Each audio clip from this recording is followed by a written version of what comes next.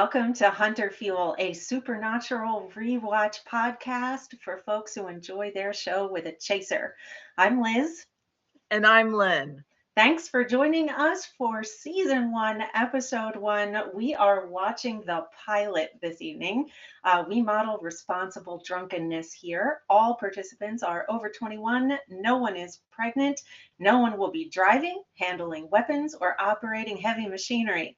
If you're playing along at home, those are the rules. If you decide not to follow them and you do something stupid, don't blame us. Lynn, what are you drinking this evening? I decided to go for a bourbon. Oh, very nice. Bourbon is always a good choice.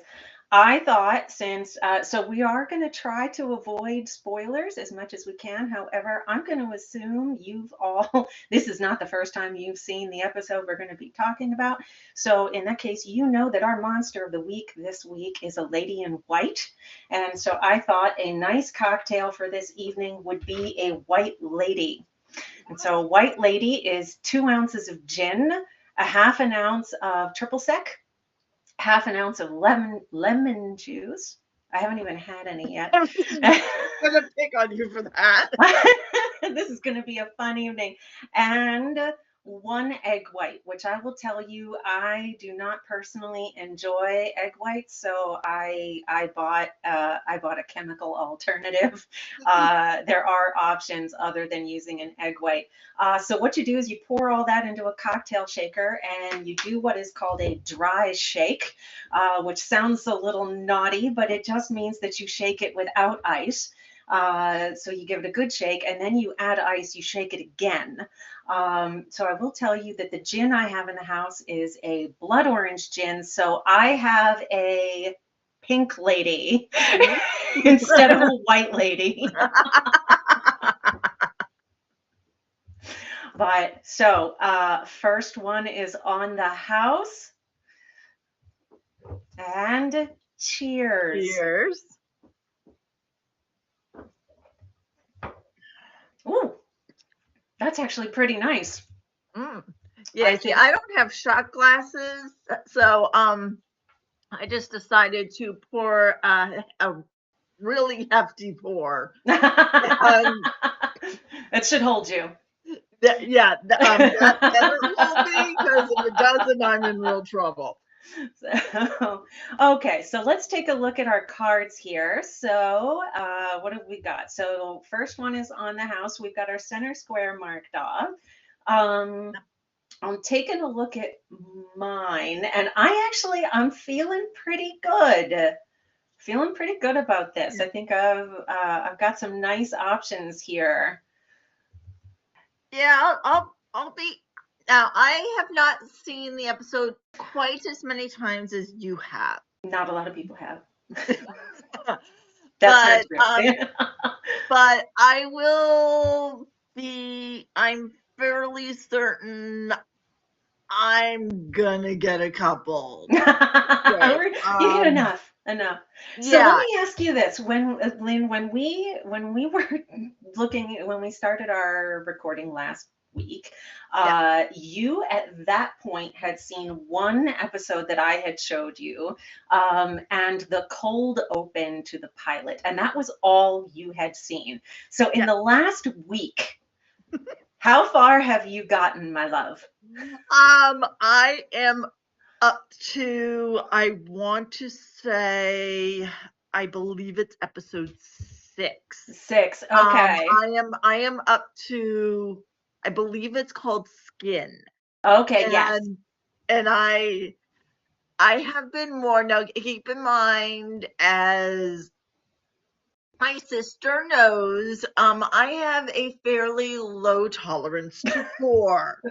So I have been warned that watching the Skin at 11 o'clock at night is not one of my better ideas. It's a little gougey. It's a little gougey. Yeah. So I'm waiting until the daylight is out before I watch that one for the first time. But 6 episodes in a week, you are not slacking. So no. My son is definitely We got hooked. Oh, so not only have I lured one person to the dark side, I have lured two. Yeah. Yes, I'm so uh, sorry. your You're nephew is welcome. thoroughly enjoying it. And I was gonna say, on that note, I'm gonna toast you on that I said, one. well, okay, I'm out. Yeah, you're empty. You're empty. I am Hmm. far from it. All right. So on that note, let's get this show on the road. Um, All right, so we are starting. We've got Lawrence, Kansas, 22 years ago. This really beautiful twisting shot. This was directed by David Nutter, and I love this part. You can watch the branches like curl in towards the window that we see now is the baby's nursery. We've got little Dean. Dean is kissing baby Sam. Keep your eye on this baby because I swear there's like 400 babies who play baby Sam. and I am still trying to figure out where I know this actor from Oh, because this is Jeffrey Dean Morgan. He is on everything. Jeffrey I Dean Morgan is amazing. He's on The Walking Dead, which I'm going to assume you have not seen. no, I have not. He was on Grey's That's Anatomy. where I've seen He's him. in Thank you. That Watchmen. has been bugging me for. That is Jeffrey Dean Morgan. So we have, okay, time is Oh, stopping. there's. Oh, and Oh, I'm the going to flickering pause light. this. We have a light flicker here.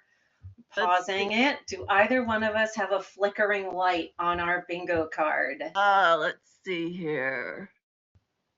Da, da, Hmm. da. I just I do not. I don't either. Oh, so we both lose out on this one. Ah. There'll be plenty of Oh, opportunities. I know. Trust me. I'm fully aware. No, just I remember when we were doing Tech Week, I did have one. You did, yes.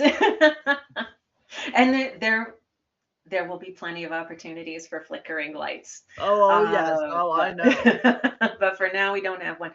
So real quickly before I hit play again, we've got, so originally they had wanted Bruce Campbell to play once they start getting a little older. So they wanted Jeffrey Dean Morgan for young dad, and should the occasion arise for dad to come back at some point later in the show, they were thinking they would have wanted Bruce Campbell, but he was not interested. And they said, well, we can just put a little gray in Jeffrey Dean Morgan's beard. It'll be fine. Um, so he is not the only actor to play young John Winchester, or I should say just say John Winchester, but he's our first. So we have John Winchester, Jeffrey Dean Morgan. Okay, hitting play.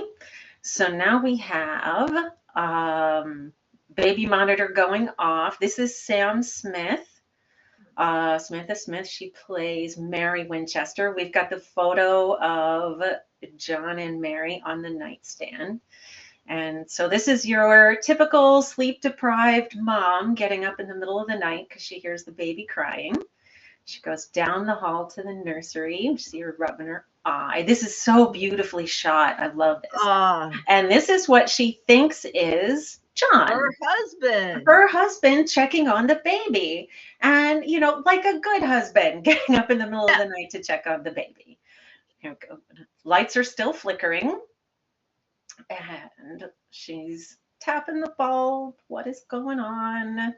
And it stops. Okay. Wonder what that could be. But now she sees some lights flickering and from the television in the living room. She's walking down the stairs and the gun cabinet in the corner there is her husband John, which means, oh shit, who's that with the baby? She hauls that right up the stairs. She checks, and this goes very badly. So now she's screaming. John hears her screaming, doesn't get any of the guns out of the gun cabinet. Good Marine you are there, John. He tears upstairs, no sign of his wife, checks on the baby. Baby Sam seems to be happy as can be. This is about the sixth baby we've seen to play Baby Sam. But little spot of blood, couple of Yeah, drops of blood. Go ahead. which miraculously doesn't hit the baby. Doesn't hit the baby because, parents tend to frown on dropping blood on their babies. But where's the blood coming from? His wife. So Mary is eviscerated on the ceiling. Now she's on fire. Baby's screaming. John picks up baby Sam. This is huge. Hands him to Dean, says, take your brother outside fast as you can. And we see he's 4. We see 4-year-old Dean running out of the house with his baby brother. And this is the last moment that Dean Winchester is a child. So we've got him on the lawn with the baby. He says, it's okay, Sammy. Actually, I'm going to pause this here. Nursery explodes. I'm going to pause it because we've got a Sammy. Dean says Sammy. Okay, so do either of us have a Sammy on our card? I do not. I don't either. These cards blow.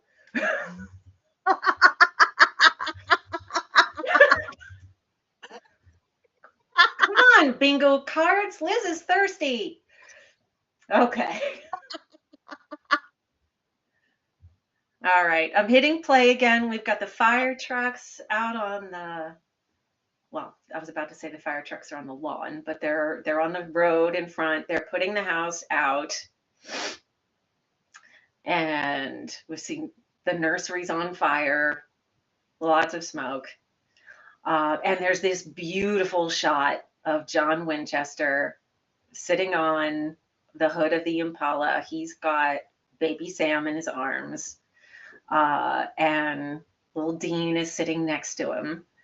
And you get this great look from Jeffrey Dean Morgan. Like that, he does such a good job. Like, he doesn't have a lot to do in this episode, but the little bit they give him, he's just amazing. So here we are, Stanford University, present day. So this is 2005. Here's this photo of John and Mary so that we know this is the same kid. I'm going to pause this just for a second. This is Adrienne Palicki. Now, Lynn, do you recognize her? I feel now like I should, but no, I do not. You watch the Orville? Yes, I absolutely do. She's in the Orville. Oh, wait a minute, she's the first officer. She is. So she would go on to be on Friday Night Lights, Agents of S.H.I.E.L.D., the Orville, and she also had a role in John Wick. As soon as you said the Orville, I was like, wait a minute, I know exactly who that is. You know what? And there is somebody else you and I should both recognize in this episode. And I got to tell you, I did not recognize her. And I'm like, oh, crap, that's who that is. Before I hit play again, I do want to really quickly say that. So I mentioned that David Nutter directed this episode. David Nutter is a legend in Hollywood, an absolute legend. He, in his career so far, has directed 20 pilots. Wow. 19 of them have been picked up for series. That's amazing. That is unheard of. Like, there's something like an 86% failure rate for pilots that get made. So only about 14%, it may even be less now, of things that make it all the way through the process to having a pilot actually made. Only about 14% of them get picked up for an actual series. And David Nutter, like, the guy's like a kingmaker. Like, he had one pilot so far that he's ever done that didn't get picked up for series. So they were really excited when they realized they had him on board. They were like, as soon as they knew they had David Nutter directing the pilot, they're like, yes, we're getting picked up. So he is sort of infamous for the X-Files, Millennium, Dark Angel, ER, Sarah Connor Chronicles, and he's currently directing on Game of Thrones. So an absolute just icon of a director. And you can see he Funny got, how ER does not seem to be like that seems to be like the one that does not fit with the other ones. yeah, yeah, he tends to do a lot of sci-fi and fantasy. Now he's done a lot of others. Those are the ones I recognized, honestly. So I picked the ones that are sci-fi and fantasy because that's what I watch. Those are the ones I recognize. They're the only ones that matter. Um, okay. So hitting play again, we've got Jess in her little sexy nurse outfit. Sam makes this comment that he's not a big fan of Halloween. And here he is at a Halloween party, and he's the only one not in a costume. Um, and so we've got Jess. They are celebrating because Sam has gotten a 174 on his LSATs. Which so he's not a dumb bunny. He's relatively smart. And there's this kind of great moment here where they're asking him, why aren't you, why haven't you told your family? He's like, well, we're not the Bradys, so you see right away that he has some trouble with his family. He's got a meeting on Monday. If he passes this interview, then he gets potentially a full ride. And there's this great moment where Sam asks Jess, what would I do without you? And her answer is, he would crash and burn. Just kind of keep that in your mind for the end. So here the two of them are in bed. She's got her sexy little wiggle in her underpants. He hears a noise.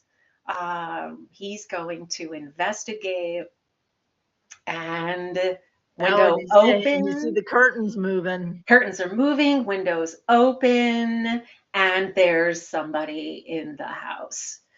Um, so what he's hiding now, we've got these, and this is filmed so beautifully with Oh, all these there he silhouettes. is. We've got this great fight here. We've got some good, like this is some Jason Bourne stuff. We've got some great kicks, some serious punches. He takes a mean blow to the head and he just keeps fighting. But And you discover it's his brother. and it's his brother. And like these are some good moves. So we know that Sam is not just a nerdy pre-law student. Like he's got there's something going on here with Sam. Light comes on. Here's Jess in her underpants, and Sam introduces her as his girlfriend. Dean is obviously very happy with her Smurf T-shirt. And he immediately starts to hit on Jess. So I'm going to pause this for a second. Because let's see, does I have Dean checks out or hits on a woman? Let's see here. And I'm gonna do a half of one because there's cheers. There's some potential for this to get ugly. Let's say I have someone gets thrown against a wall, which someone may have in that fight. Yeah, now keep in mind you're an adult, so if you want to have a drink, you can have a drink. You're an adult, but as far as the bingo card is concerned, it's like a full on like a like in the air, flying like you're gonna see them. It's sort of like porn. It's hard to describe, but you know it when you see it. Okay, I gotcha. I'm Yeah, following. yeah, you'll definitely know it when we get there. All right. So I got one up on you. So here he is. He's flirting with the girlfriend. She's not having any of it. Um, I love this body language here where like he walks across the room, Sam does, puts his arm around Jess like, no, I'm with Jess. You are not my family. She's my family. And he's like, oh, you can say anything you want. And we've got this iconic line, Dad's on a hunting trip and he hasn't been home in a few days. Camera pushes in on Sam and he immediately says, Jess, excuse us. Like, so we know he's hiding things from Jess. Dean knows he's hiding things from Jess. And I just love this moment. I love this whole scene here, the way that they pack up just a ton of information into this tiny little scene, and it's still kind of entertaining. Um, I mean, yeah, it's exposition. It's not the big fight we just saw, but you get to see kind of everything that you need to know about their childhoods. And this is so great too with this, when I was 9 years old, I said I was afraid of the dark. Dad handed me a 45. And Dean's like, what was he supposed to do? Like, of course he's going to give you a gun. What else is he going to do? Tell me not to be afraid of the dark. What do you mean don't be afraid of the dark? You know what's out there. Of course you should be afraid of the dark. Um, and then this great, do you think this is what mom would have wanted for us? And Dean just pushes out. I just think this is all great. I love all of this.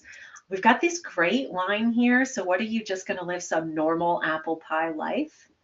No spoilers, but that's part of the language of the show, that we're going to hear again. So kind of file that away for later seasons.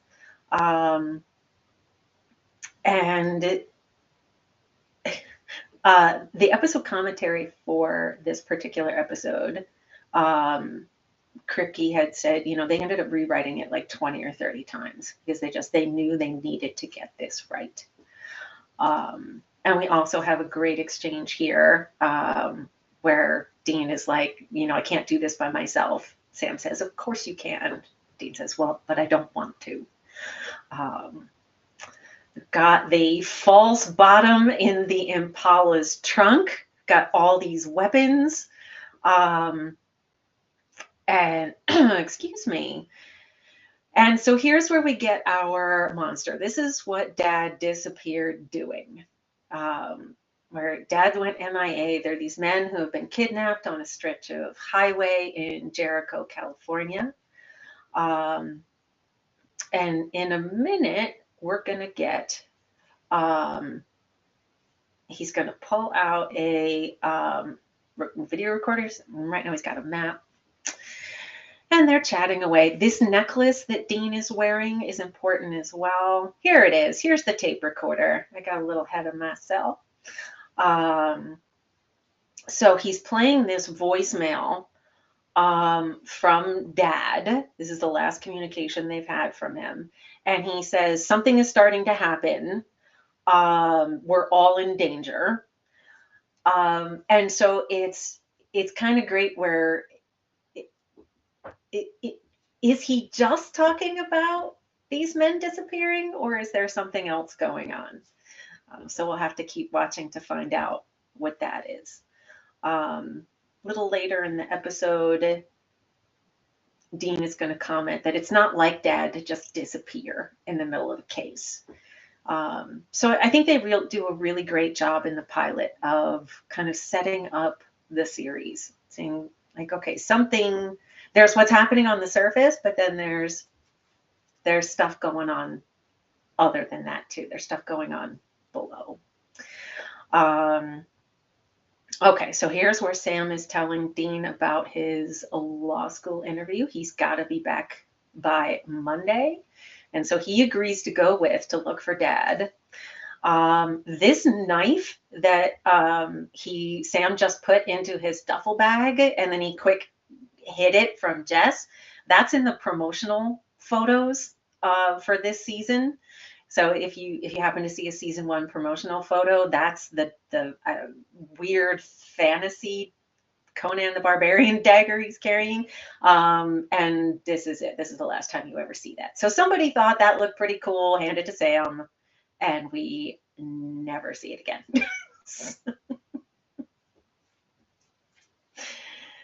So now they are on the road to Jericho, California, and we've got this little car. This is not the Impala. Oh, can't come over tonight. I've got to work in the morning. Got the boyfriend here. He's on the phone with Amy, and he sees a young lady on the side of the road and apparently is in no way concerned. That like her clothes are ripped. Um, she's saying, "Take me home." He's like, "Oh, sure, get in. I'll take you home." Um, I think this is so cool. Look, she gets into the car, can't see her in the passenger seat. So, like, I just think that is super cool the way they do that. Okay, I'm gonna pause this here. Just hang on. Well, I'm not gonna pause it on her boobs. Um, they are very lovely boobs. Okay, I'm gonna pause it right here. This is Sarah Shahi. Did you recognize her? Because I didn't, and we should. I feel like I've seen her in something. You have. So she was in the L Word. She was in Person of Interest. She was in Chicago Fire. But Okay, where I think I've seen her in Chicago I know Fire. you've seen her in Chicago Fire, but we both watched The Rookie. Yeah. Oh, yes. This is John Nolan's girlfriend, the hostage negotiator. Oh my I lord. know. I was like, oh man, I really should have recognized this woman. But so yeah, this was obviously, darn near 20 years ago, and holy moly, she still looks gorgeous. Um, all right, so this is Sarah Shahi, and they're taking full advantage of the fact that she is. I've hit play. We're rolling again. She's a lovely woman, and so he's clearly noticing she's pulling her skirt up here. Yeah. So Amy, who's Amy? I don't know any Amy. Yeah, she's putting the moves on him. She's asking him to take her home. He's not thinking with the big head. And she asks, "Will you come home with me?" And he's like, "Oh, hell yeah." He burns rubber, taking her out. Um, and show up at this kind of derelict farm. And this just doesn't look right. Right. This does not look right. She says, he's like, "You don't live here." And she says this, "I can never go home." So this is something that's going to come back later. So she's gone. She's poofed out of the car. She has just disappeared. And he's looking around for her because I think he's still hoping he's going to get lucky here. like, dude, there is something seriously wrong about this. Run. Just run. So some more shots of the house, and I think this is a really great choice to just have it lit with the headlights. Here's this old photo here that's going to come back later. He starts walking up to the door. He's looking in through this torn screen, and we've got this bird flies out of nowhere, scares the bejesus out of him. He gets in his little car here. He takes off back to Amy. Very smart. He's like, "Okay, whew, escaped. Thank goodness." Yeah. Nope. Nope. She's in the back seat. So he's got a hitchhiking ghost here. Breaks through a road closed sign onto a bridge. Lots of screaming, cars rocking, and we get a blood splatter here. I'm going to pause it. Do either of us have a gratuitous blood splatter on our cards? Hold on. Drinks. Yes. You do. Nice. Yes. Lynn is on the board. There we go. Cheers. Cheers. All right. Oops. Hitting play. So, and here we are. We're back to the boys. They are at a gas station.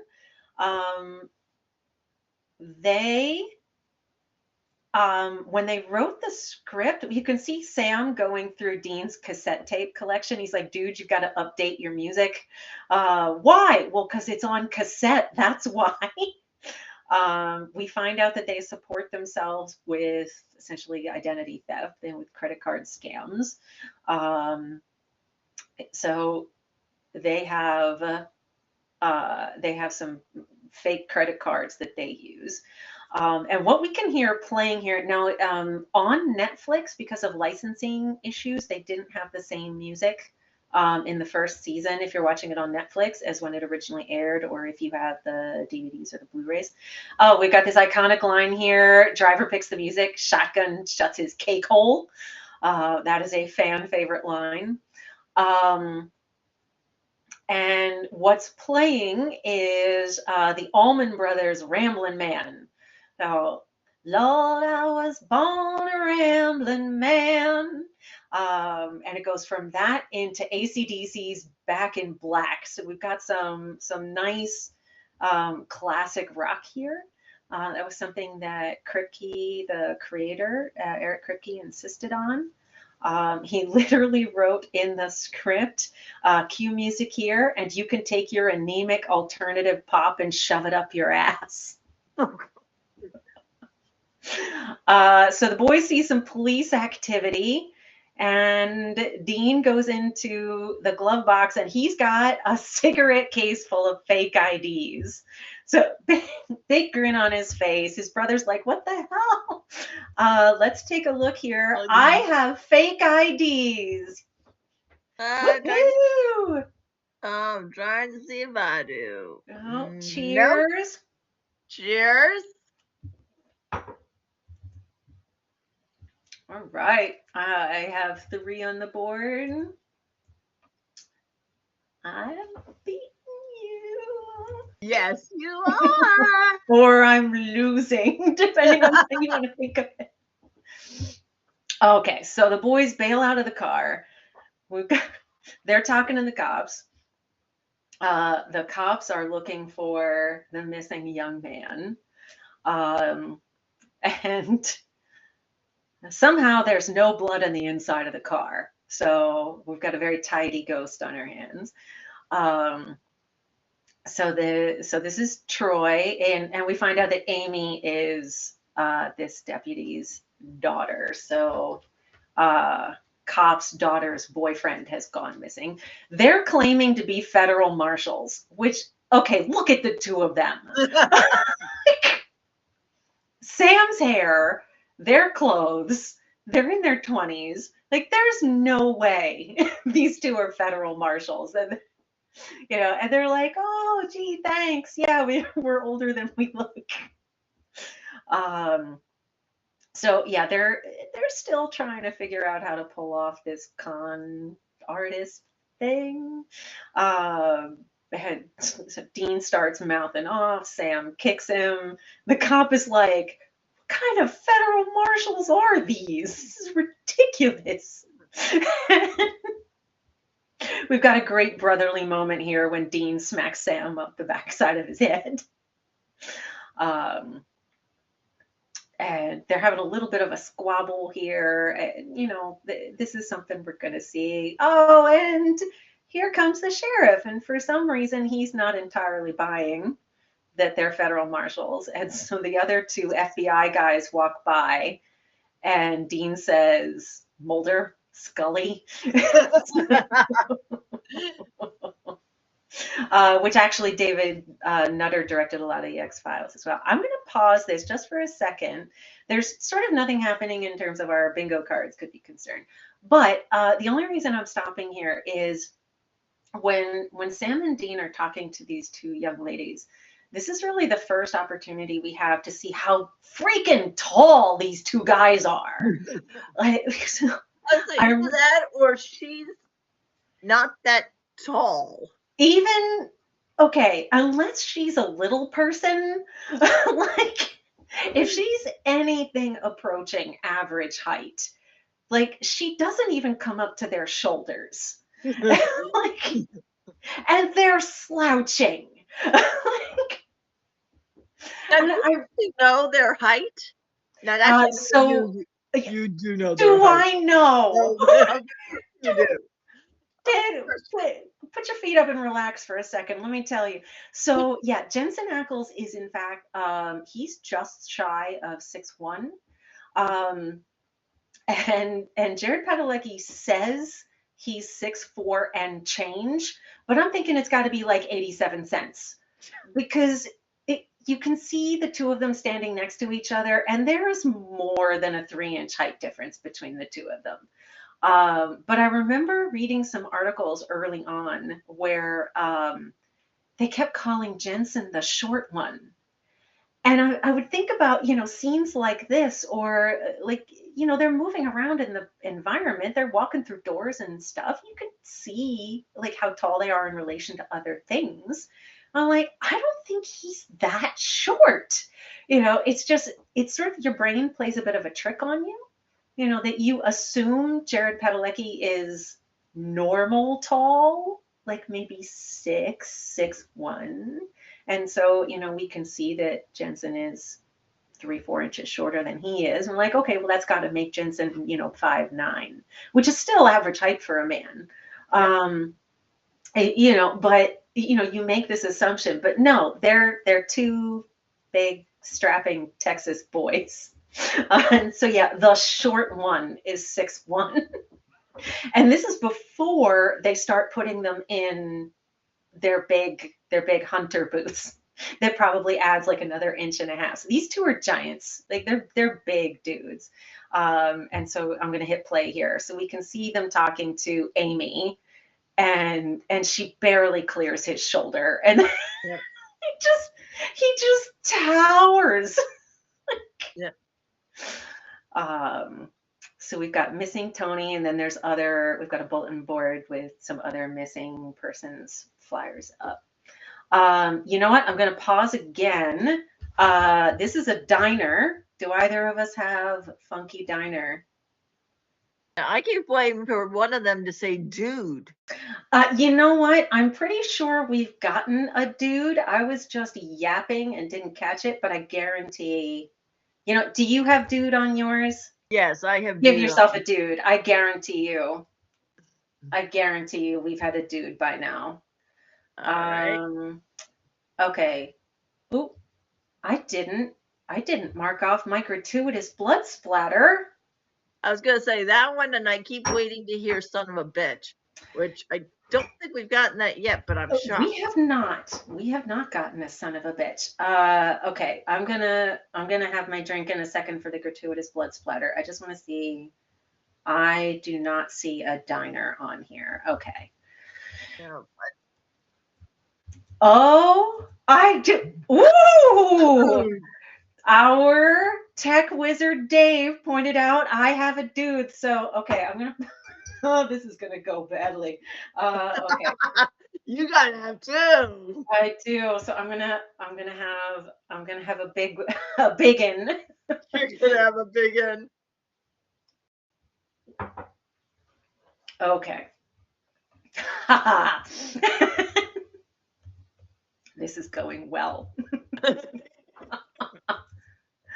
Okay, neither of us have a diner. Nope. Moving on. Okay, so what I really enjoy about this, you know what we're about to get here too. I'm going to pay attention for a second because this is coming up. The boys talk at the same time. We've got this great conversation about kind of how urban legends start.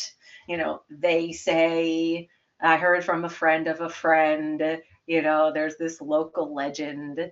And so the girls are telling them about somebody who got murdered on this stretch of road where the people are disappearing from.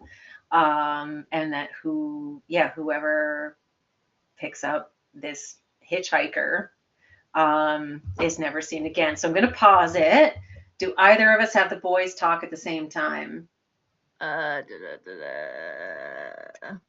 get tied up. Boys talk at the same time. I've got one. No. I had the boys have a heartfelt bro moment. No, not yet. Yeah. You know what? I'm gonna go a little scanty on this one.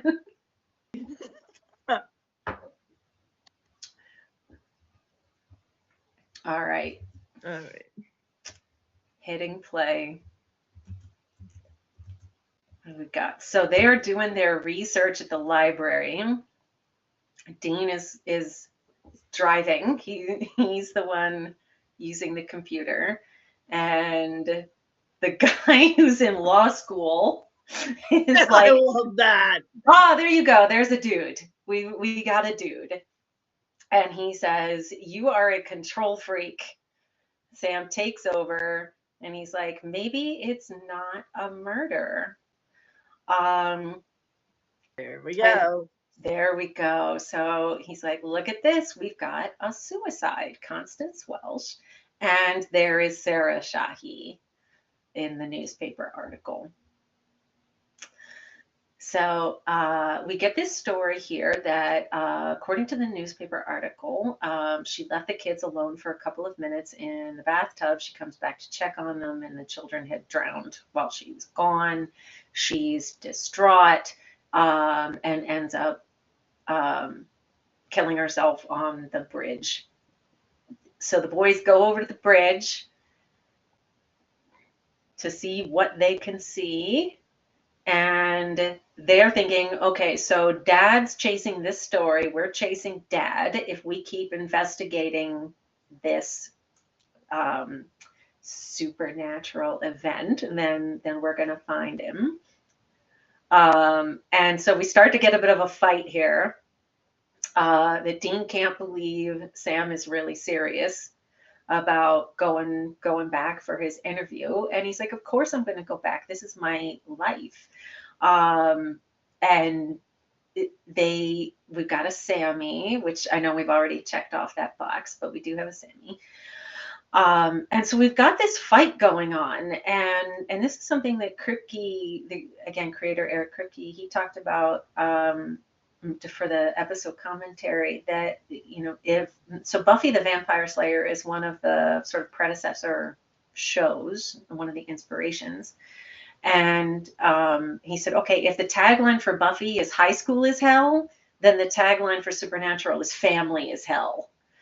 And they've got this fight here where Sam is saying, even if we figure this out, even if we find out what killed mom, nothing is going to bring her back. Dean gets very upset. He's like, don't you say that. He throws him up against one of the pylons here. And here we've got Constance Welsh, and she takes a swan dive off the bridge. They go looking. She's disappeared, but the car turns on. Who's driving the car? Dean reaches into his pocket, and he's holding the car keys. So again, not really a spoiler, but this is something that we're going to see later in the show. So this is a power that ghosts have in the supernatural universe, that they can take control of inanimate objects. So Constance is driving the car. Both boys jump off the bridge. Cut to commercial, coming back. Oh no, what's happened to the boys? Here's Sam. He's hanging from the edge of the bridge. He's fine. He climbs up, and he's looking, and here's Dean crawling out of the mud. He's fine, but he's, holy crap, gross. So, oh boy, he looks so bad. Like he's just covered in muck. And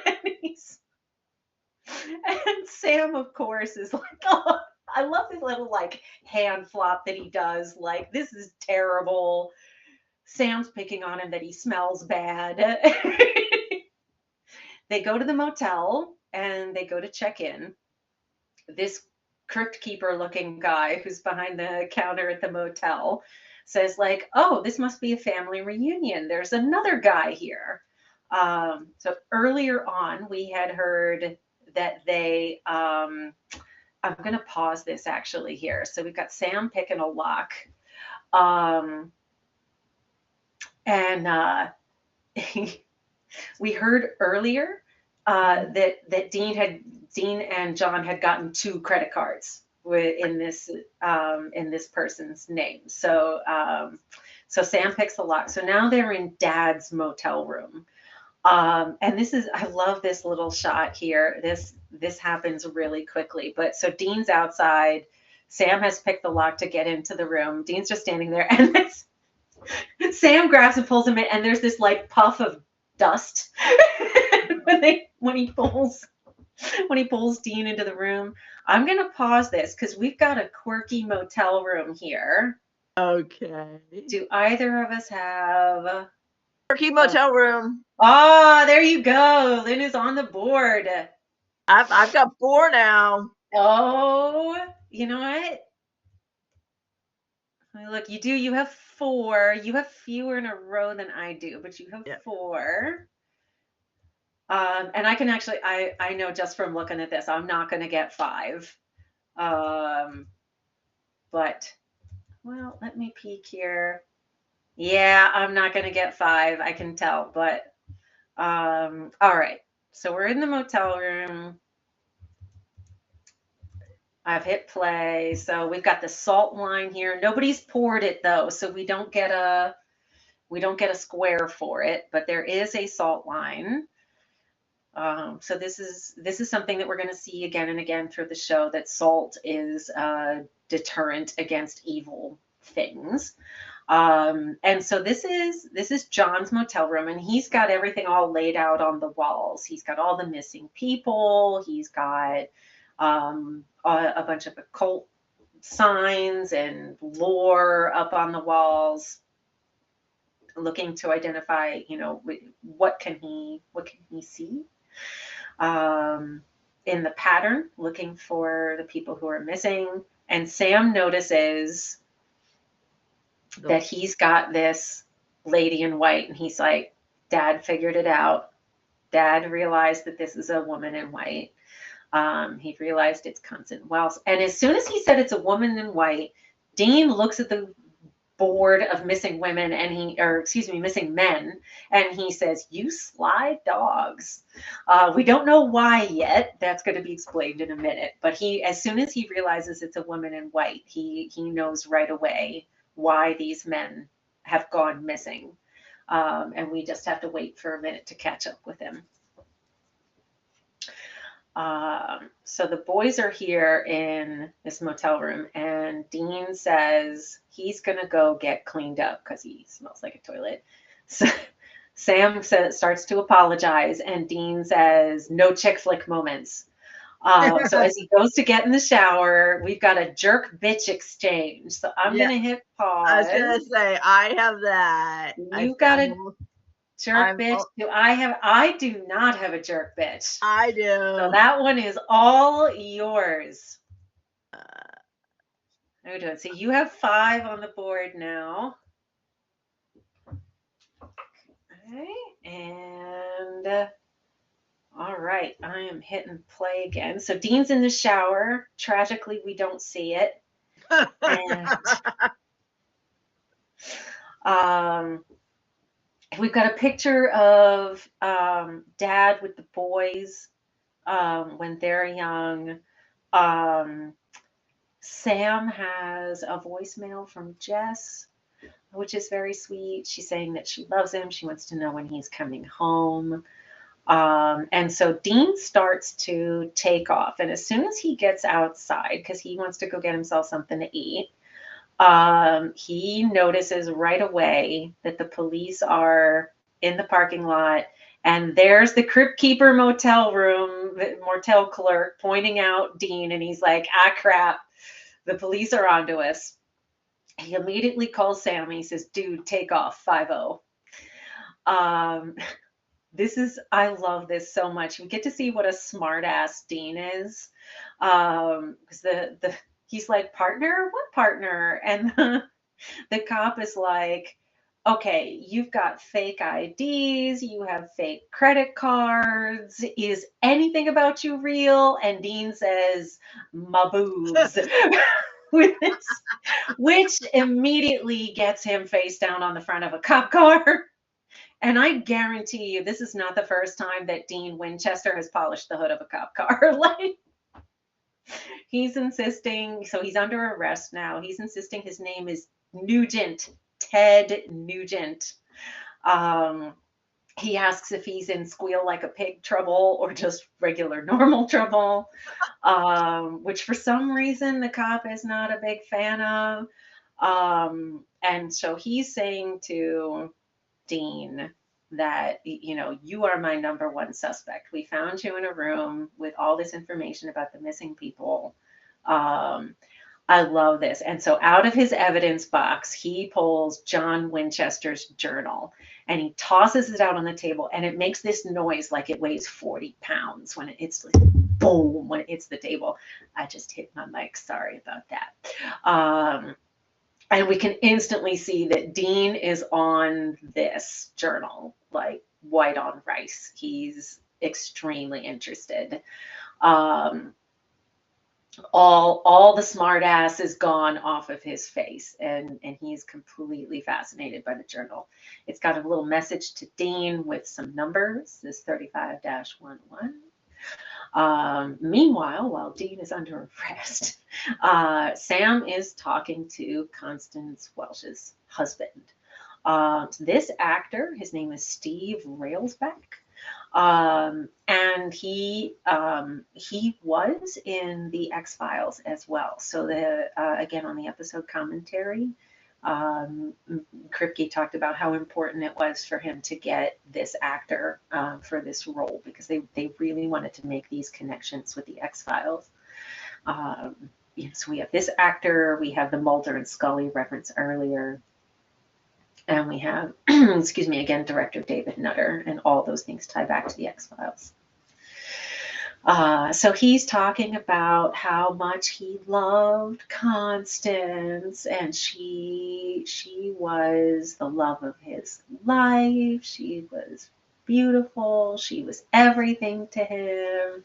And we get what I think is kind of a nice performance from Jared Padalecki here, where Sam is like, I call bullshit. And he starts kind of confronting Joseph Welsh with what Sam knows about women in white. So this is what made Dean say, "Oh, you sly dogs," to all the missing men photos in John's motel room. Is women in white happen when men cheat on their wives. And it causes the women in kind of a fit of insanity to murder their children. And so right away, as soon as he knows that this is Constance's husband and she's dead and the children are dead, Sam knows it wasn't an accidental drowning. Right, that these kids she didn't leave them alone for a couple of minutes in the tub and they drowned by accident. Constance did this on purpose, and she did it on purpose because her husband cheated on her. And so he confronts the husband with this, and he's like, "Oh, maybe I made some mistakes," but he's like, "No, my wife would not kill her children." And Sam's like, "Yeah, okay, dude, sure she didn't." So, I mean, this is, and they talk about this is an urban legend, and something of a semi-common one around the world.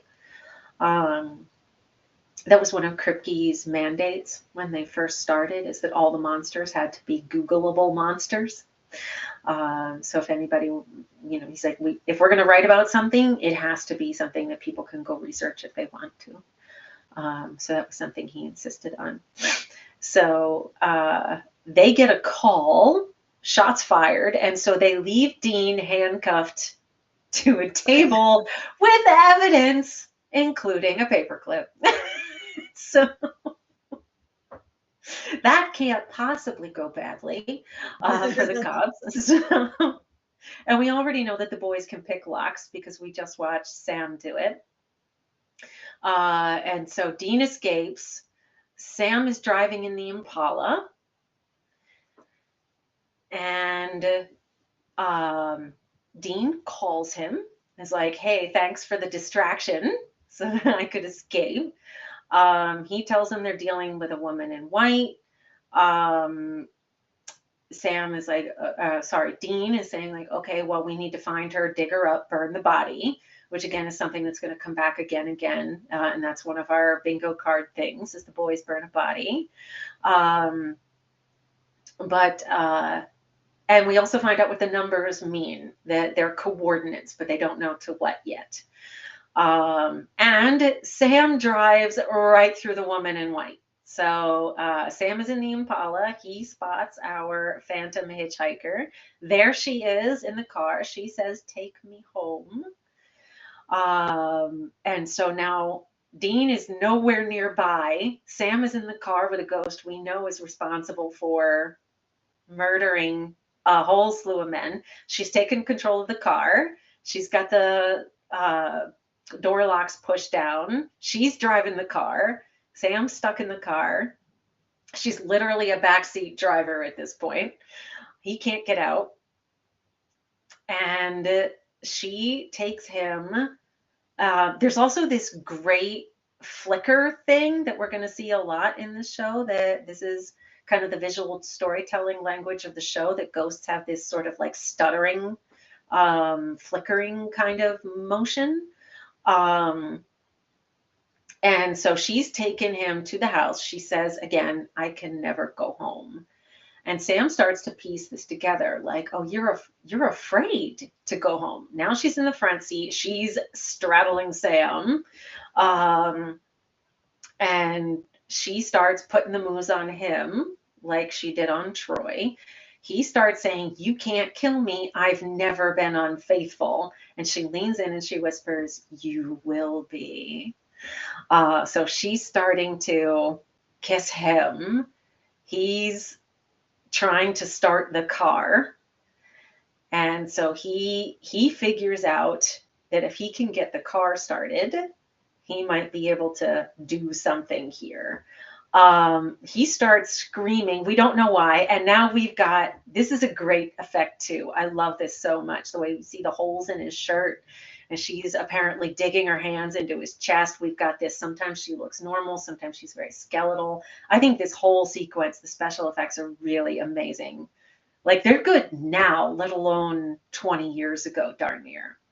Um, and so Sam's like, "I'm taking you home." He drives the Impala straight into the freaking living room. Dean comes running up behind him. They're in the house. He's checking on his brother. Sam is okay. And here's this photo that we saw earlier. Constance picks it up. It's her and the kids. And I'm going to give this another couple seconds here. I'm about to pause this because we are about to have some evil slash creepy kids showing up. So, but she's mad. Now they're in the house. She flings this dresser, pinning them to the car. They're stuck. They think they're in a world of trouble, but the lights start flickering. How there's power in this house that's been abandoned for the good Lord knows how long, I don't know. But And water. It's the supernatural. The water's on, the light, the electricity is on, and here are our evil, creepy kids. And honestly, like, okay, they hired Sarah Shahi because she's gorgeous, but I love this performance that we get from her here. So they're like, "Oh, you've come home to us, mommy." Okay, do either of us have evil, creepy kids? I have an evil, creepy kid. Let's see here. Whew. Here's another. Lots on the board, nothing in a row. Slunsha. Nope, I don't have evil, creepy kids. I have a lot of other stuff, but not evil kids. I am winning slash losing. Hey, episode's not over yet. No, we got 5 minutes left, and we've got some more stuff in here. Like this is a pretty boozy episode. We've got more coming. All right, I'm hitting play. We've got Constance looking up the stairs at her kids. Now the kids are down the stairs. They're hugging her, and this is not going well for her. This is little bit of an odd effect, I'm not going to lie. But it's a they've they've dragged her off to somewhere. Um, big wet spot on the floor. Um, and the boys are safe. So Sam figured it out. And again, not too much of a spoiler, but this is something that we'll see again in the series, where the ideal way to dispatch ghosts is to find the human remains and salt and burn. But they're oh god, I'm sorry.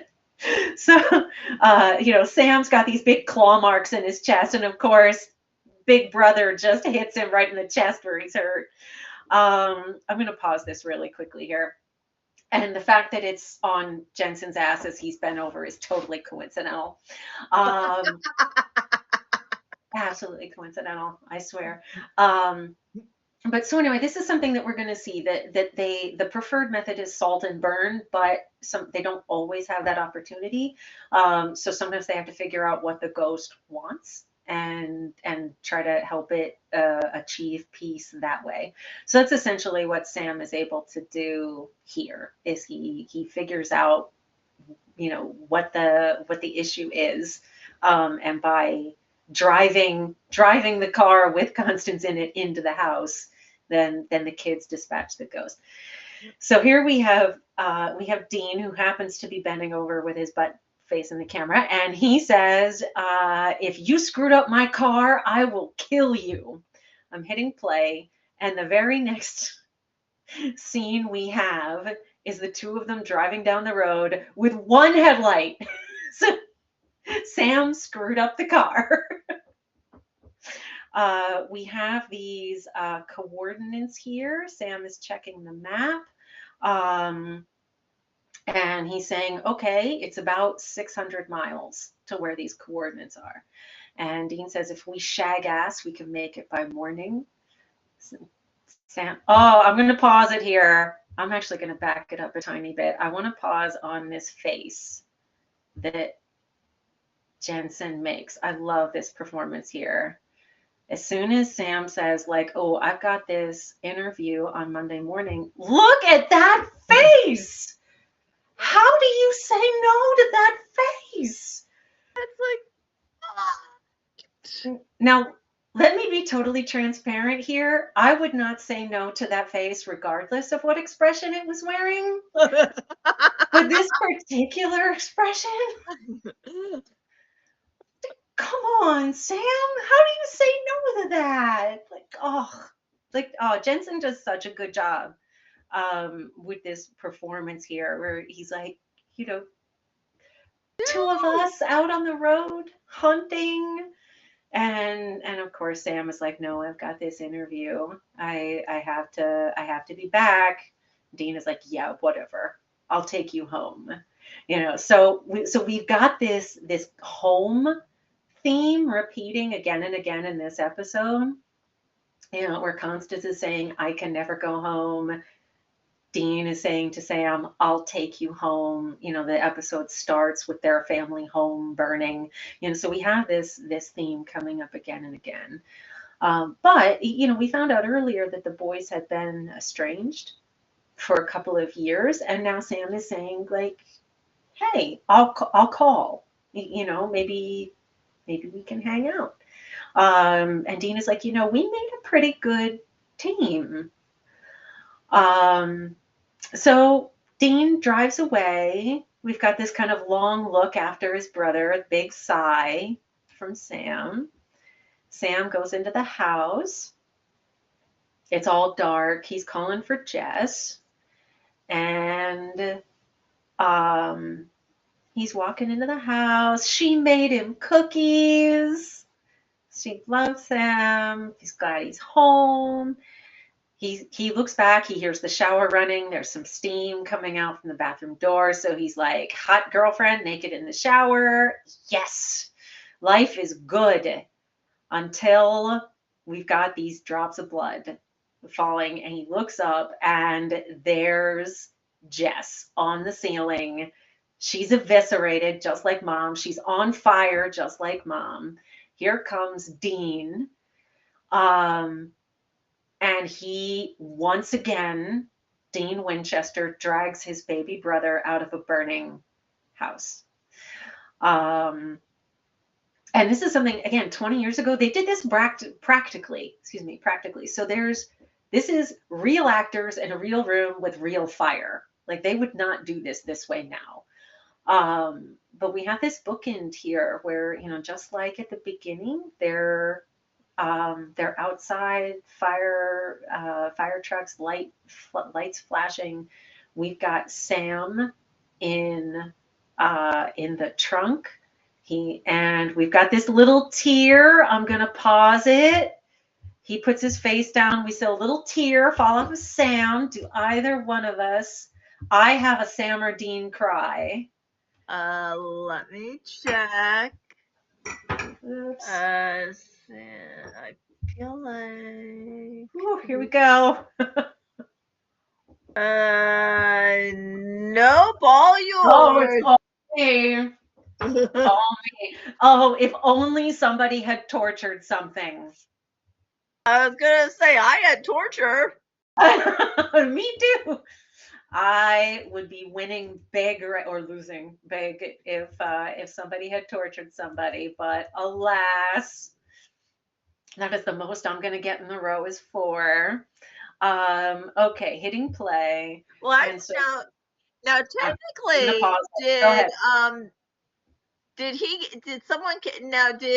and we all know how good I am at remembering actors' names. I'm lousy at it. Give me anything. Did what's his name kick in the door? No. Okay. No, he drove the car through it. No, 2 seconds ago. I did not see a door kick. I'm backing it up here. Hang on. Or did he just open it? I think the door was open. Hang on, I'm backing it up. I'm double checking. Because that's something I had was the door kick. Okay, let me see. Like 41-22. So Sam just felt the blood hit his face. And he's screaming, "No, we're on fire." You called it. Well spotted. Somebody kicks in a door. Well done. So yes, I had some, and really because I love watching someone kick in a door. I do. Well spotted. I missed that one. Well done. So we've got a kick in the door. And you know what? While we're here, just when I paused it before, we were about to get a let's get to work. We got work to do.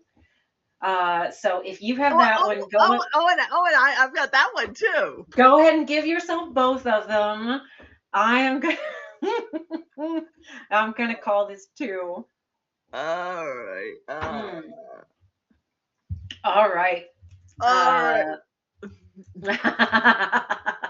All right. I'm hitting play. We're gonna watch Jess burn again. Well spotted. I missed that one.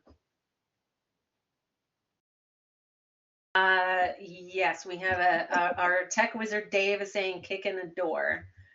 Did we both check off kick in a door?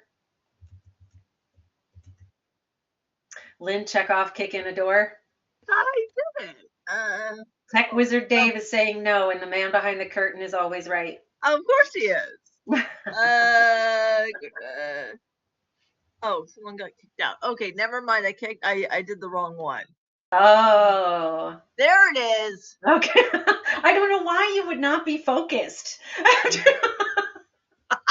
Okay, so here we are again. Half a glass of bourbon, I'm yeah, so, and then Sam throws the shotgun in the trunk. He says, "We got work to do," which we preempted. Yep. And that is it. That is the episode. So let's take a look at our cards here. Alrighty. I am 1 shy of having gotten 5 in a row. I'm 2 shy of having gotten 5 in a row. Okay, and so I have 3, 5, 7, 9. I have 10. How many did you get? 1, 2, 3, 4, 5, 6, 7.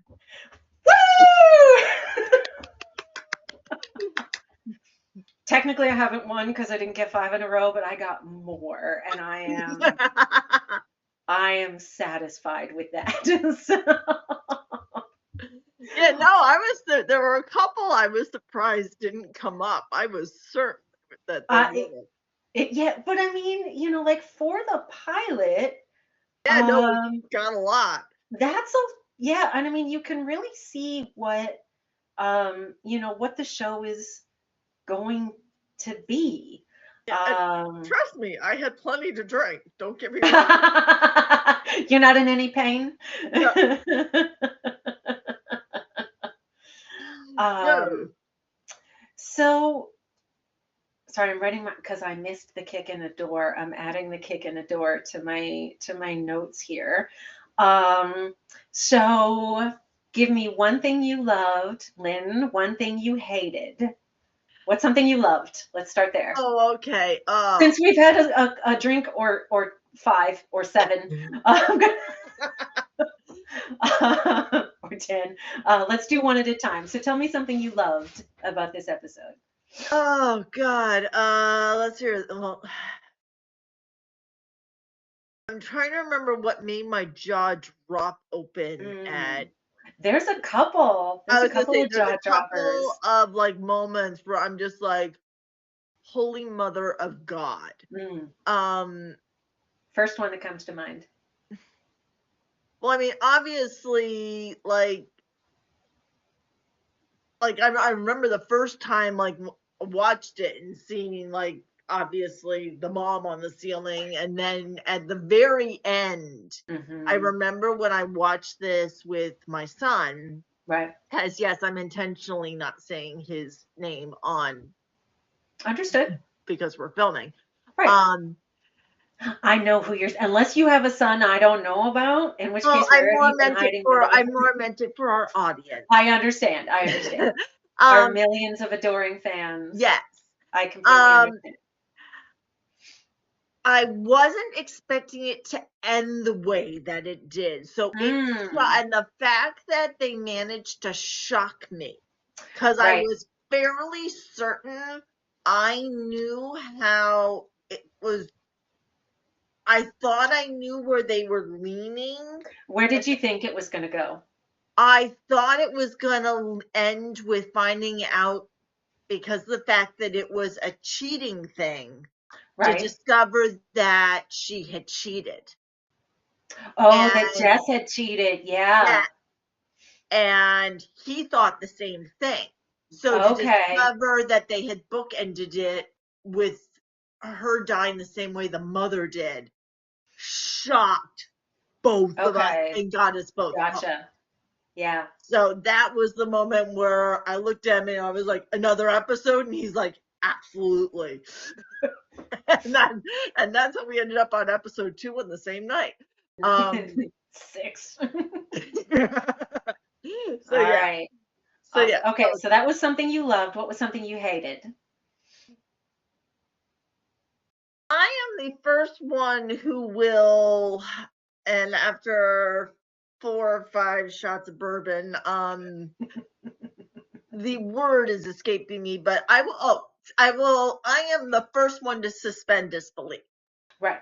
First one. It's a show called Supernatural. It's a Yes. work of fiction, sure. But for a number one, when I'm looking at, you can clearly see that the gentleman in the nursery has an overcoat on.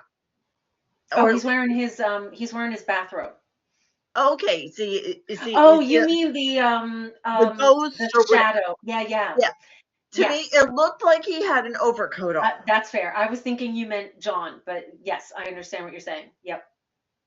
And for her not to be like, okay, why is my husband standing there in a trench coat? In a trench coat. Like, why that didn't fade. Now, granted, I Mhm. realize she just woke up. As I said, I'm willing to suspend. She has an infant. But the one that really bothered me, Mhm. especially on the second watch, is you clearly see the father get engulfed in flames. Yes. Clearly. Yep. Yet he just walks out of the house without even a scratch. Yep. You know what? It's really interesting that you picked up on that, because you're 100% correct. And from what I understand, one of the original versions of the script, like it was fully intended that he died in that scene. So that's why it looks the way it does. That they it is my understanding that they had every intention of him dying in that scene, and they realized that was kind of not the direction they wanted to go. That they wanted the hunt for the father to be the driving arc for the season. So yeah, you are absolutely correct. So, I mean, I get that then. If you want that to be the driving arc for the season, it makes complete sense to me. Yeah, don't At have least the have him look like first degree burn, right. dirty, something Yeah, that a singed shows, eyebrow. yeah, a singed Yeah, eyebrow, something yep, that, like, it don't make it such a big deal that he just got engulfed in flame. yep. Yet he just walked out completely unscathed. I mean, even soap opera stars don't walk out quite that unscathed initially. No, that is a fair point. That is absolutely a fair point. Okay, and then what did you think of it overall? Clearly, You you weren't hated on it. episode 6. You hated every second, and it was torture for you to watch the next 6 episodes in the week. The Oh, only thing excellent. I'll be interested to see Hmm. is I've been noticing, and hopefully this isn't too much of a spoiler for our audience, is up until at least episode 6, it Hmm. seems there's sort of like, I don't want to say a formula, but I'm Hmm. kind of hoping they kind of break away from that formula. Like, it seems very almost formulaic in the way they set each episode up. And Hmm. I'm hoping that they kind of break that formula, Yeah, break away from that formula a little bit. I mean, I get that the concept has to be there, right. but I'm hoping that it doesn't get to be quite so predictable as how the Hmm. formula goes. Right. But I'm gonna stick with it completely and just For the and next 15 seasons. yeah, and see exactly where this journey takes me, because Right. as I said, it's definitely got me suckered in. I'll just be Nice. I'm hoping that they break the formula up a little bit, but we'll No, see. fair point. Yeah, we're gonna find out.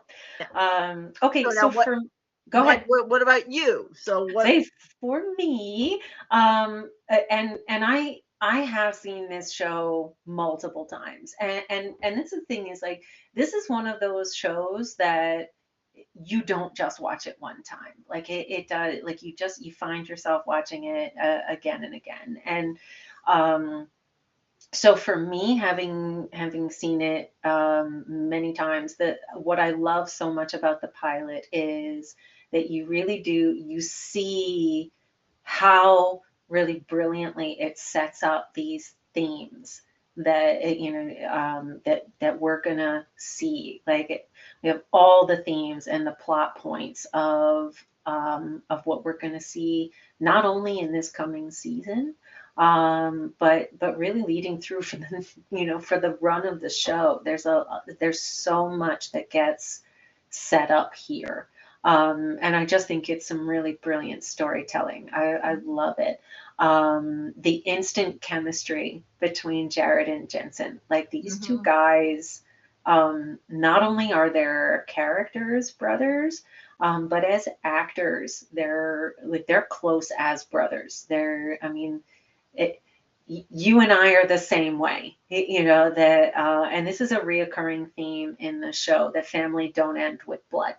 Yeah. Um, and so, do they occasionally have I'm going to call them squabbles. Like do they sometimes have some misunderstandings? I mean, I'm talking about Jared and Jensen as actors.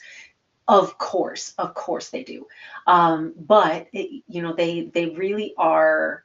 They are extremely close, and so you see that right away in the pilot, the sort of instant chemistry that they have, playing these two brothers, and it's honestly what carries the show. Like any long running show, some seasons are better than others. But what keeps you watching for 15 seasons is Sam and Dean Winchester. Um, and so that's really cool. Um, the one thing I do want to mention, and then I'll go on to what I hated, is the two of them were everyone's first choice. So like they pretty much didn't even audition anyone else, that they knew right away. So Eric Kripke's wife was a big fan of of Gilmore Girls. Okay. And so she was the one saying to him, like, you need to get Jared Padalecki. He'd be perfect. You need to get Jared Padalecki. And so they auditioned him, and they're like, yeah, he's Sam. They auditioned Jensen first, and at the time they were only reading for Sam. So he initially read for the role of Sam, and you'll see that sometimes where like, oh, they initially cast Jensen as Sam, and then they bumped him, and that's sort of how the story went. But they were only reading Sam because it was really envisioned as a Luke Skywalker and Han Solo story. So particularly early on, you see this that the show is really told from Sam's perspective. And for 15 seasons, 327 episodes, Jared Padalecki is number one on the call sheet. He's technically the lead of the show, and they had Dean as kind of the wisecracking, roguish sidekick Han Yeah. Solo character, but they realized pretty quickly that they had two quarterbacks on their hands, and so you start seeing that shift after the first few episodes. Um, but so they auditioned Jared because Kirky's wife was a Gilmore Girls fan, and at the time Jensen was on Smallville, and he had a 2-year contract with Smallville, and they actually yanked him a year early, so he only did one season on Smallville, because they wanted him for Supernatural, so they had an existing relationship with the network. Okay. And I could keep telling stories, but I'm going to stop there. We'll be here all night. So something I hated. I wrote a whole book on this. I can talk a long time about this stuff. So something I hated, and I understand why they did it, but so this is a trope that you see very frequently. In the comic book world, it's called fridging, and the idea is, it comes from a Green Lantern comic where he comes home and he literally finds his girlfriend murdered and stuffed in a refrigerator. So this trope it's existed longer than this, but since the 90s it's been labeled fridging, or women in refrigerators. This idea that female characters exist as props in male characters' stories. And we really do see it very heavily in this, that we fridge not one but two women get fridged in the pilot. The female characters are, they're there as eye candy, like they're both semi-nude. Um, like you see Jess in her underpants. She's got that sexy little wiggle in bed, so we make sure that we spot her butt. And it's a very nice ass. Like she's a gorgeous one. Both of them, they're both gorgeous women. But what's interesting what's interesting to me is, when you watch the episode with the commentary from Eric Kripke and David Nutter, and they talk about it like they're like, oh, we've got these two male leads. They're excellent actors. They deliver such great performances. We were really lucky to get them. Like the men are talented actors, and they are. They Yeah. are extraordinary actors. At no point do any of the men who make the show point out they're fucking gorgeous. Nobody mentions that. But the women, they're like, oh my God, Sarah Shahi, she's so sexy. Her name just went right out of my head. Adrienne Palicki, like, oh, she's beautiful. Like, oh, and they're good actors too. Yeah, I was So gonna like, say it's always secondary. it's always second. Like, women are beautiful, and then they're talented. Men are talented, and then they're attractive. So that's one thing that I notice. I'm not gonna harp on it a lot, but it's something that you do see in early seasons that there is a shift as the series goes on, but particularly in early seasons, they fridge a lot of women. Um, and there are definitely cases where there's not a lot of really great representation either for women or for people of color, and we definitely see some real growth from the show over 15 seasons. So it's something I hate for now, but it's something that I know that we're going to see some real improvement on. So I think you can tell from what I've said that, I mean, again I love this show very much, and I think the pilot is really brilliant. The only thing that stops me from saying that this is like a perfect episode is I know there's even better coming. But I really do love this episode. I think it's some really great storytelling. I love the dark look of the show. There was just nothing else on television like it at the time. Um, all right. So having said all of that, anything you want to add before we wrap it up? No, I think you've said it all and said it beautifully. Oh, well, thank you. All right. So if you would like to get in touch with us, we would love to hear from you. You can send us an email at hunterfuelpodcast@gmail.com. Still trying to get the social media up and running. So once we have those handles, we will let you know what they are. But in the meantime, if you have any comments, if there's something you think that we missed talking about this episode, we would love to hear from you. Anything you think that we should add to our bingo cards, please definitely, drop us a quick email, let us know. So until then, that is last call. Thanks for coming along with us for the ride.